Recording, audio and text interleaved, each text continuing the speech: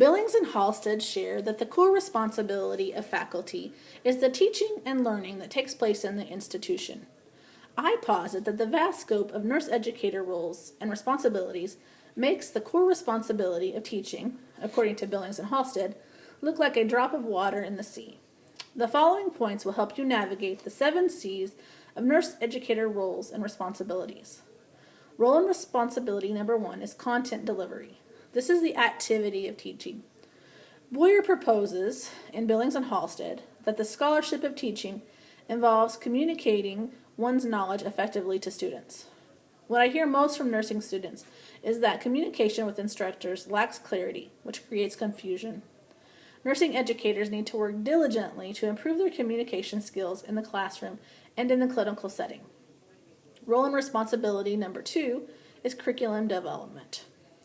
According to Billings and Halstead, curriculum development involves the scholarship of discovering evidence-based practice methods and then the scholarship of integrating this new knowledge in a way that it can be shared within the field of nursing to nursing peers and students, and then collaboratively with other disciplines. Role and responsibility 3 is the construction of and constructive use of evaluation tools. According to Owerman and Gaberson, nurse educators are responsible for curriculum development and evaluation, the development of student evaluation methods and graduation requirements. Evaluation can identify learning needs of the student and provide for additional instruction time to facilitate student learning. Role and responsibility 4 is the creation of standards for promotions and tenure of faculty. According to Billings and Halstead, promotions and the process of tenure ensure that nurse educators strive for excellence in teaching, scholarship, and service, and any other criteria established by the schools. Role and responsibility 5 is connecting with peers, students, and community. This is the social aspect of the nurse educator role. Nurse educators need to volunteer, network, and care about those around them.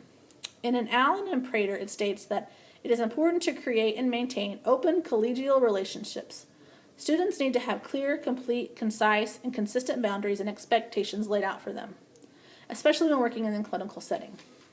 The clinical nurse educator is responsible for providing these boundaries and expectations and then upholding them.